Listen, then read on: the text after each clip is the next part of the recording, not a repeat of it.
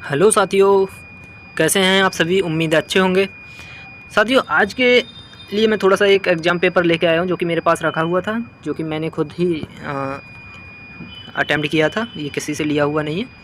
तो ये मेरे पास रखा था, तो मैंने सोचा आपके एग्ज़ाम चल रहे हैं तो आप तक ये पहुँचाया जाए, जिससे आपको पता चल सके कि फॉर्मेट क्या रहता है पेपर का और कैसे क्वेश्चन आते हैं पॉलीटेक्निक डिप्लोमा इलेक्ट्रिकल वालों के लिए। बाकी IMRE अगर कोई और ब्रांच के साथ रिलेट करता है तो आप इसे देख सकते हैं। इलेक्ट्रिकल वालों के लिए मोस्ट प्रोबेबली है। चलिए शुरू करते हैं। Installation, maintenance and repair of electrical equipment. Basically ये 5th 6th सेमेस्टर की तरफ देखने को मिलता है हमें सब्जेक्ट। तो चलिए शुरू करते हैं। पहला क्वेश्चन इसमें कह रहे हैं एनी टू आंसर। ये देखिए BTUP की अच्छी रहता है कि इसमें हर कोई पार्ट के साथ ही हमें एक ऑप्शन देखने को मिल जाता है, एक की छूट देखने को मिल जाती है। चलिए पहला क्वेश्चन हम देखते हैं। Explain the procedure of inspection of electrical machine prior to its installation. आपको एक्सप्लेन करना है प्रोसीजर क्या है इंस्पेक्शन ऑफ इलेक्ट्रिकल मशीन, उस बारे में पूछा है। दूसरा question, what is the electrical shock. Electrical shock क्या है, distinguish between primary shock and secondary shock, इसके बारे में पूछा है, इलेक्ट्रिकल शॉक के बारे में। अगला क्वेश्चन किया है इन्होंने, explain the design of plant earthing. Earthing किस तरह से डिज़ाइन की जाती है और system with reference to touch potential to step potential, इसमें इसका आंसर देना है। अगला हमारा क्वेश्चन क्या है, देखिए पार्ट 2 में भी 3 क्वेश्चन दिए हैं, हमसे 2 पूछे हैं।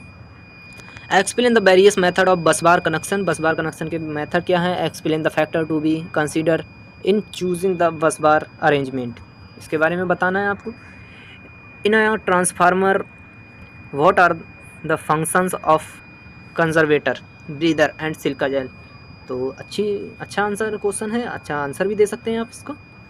अगला, state the variable equipment of substations, various equipment of substation and their functions, मतलब क्या क्या इक्विपमेंट होते हैं और कैसे काम करते हैं वो सब बताना है।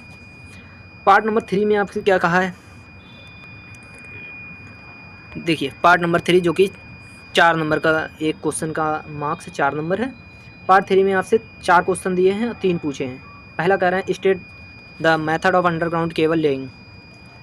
दूसरा हमारा क्वेश्चन कह रहे हैं explain the starting test on a 3 phase induction motor. 3 phase induction motor के स्टार्ट करने के कुछ अलग अलग टाइप हैं, उनके बारे में पूछा है। और what is the significance of phase sequence check period to starting, इसके बारे में फेज सीक्वेंस के बारे में दिया है। अगला क्वेश्चन है state the definition state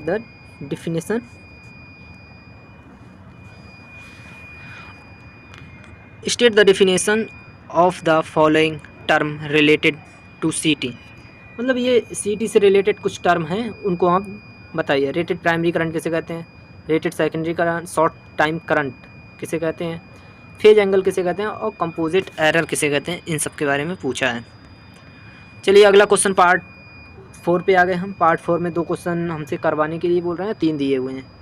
what are the correlation between electrical preventive maintenance and energy conservation, इनके बारे में अच्छे से कोरिलेशन बता सकते हैं कि प्रिवेंटिव मेंटेनेंस करने से और एनर्जी कंजर्वेशन का क्या आपस में संबंध है। Describe the procedure of lubrication of bearing of motor and generator, में लुब्रिकेशन की प्रोसेस को बता सकते हैं। Right short notes on pre monsoon maintenance, मतलब मानसून आने से पहले जो हमें मेंटेनेंस करनी होती है उसको on a over head line पे, उनके बारे में बताना है, शॉर्ट नोट देना। पार्ट 5 में क्या, देखिए 3 क्वेश्चन दिए हैं, 2 पूछे हैं।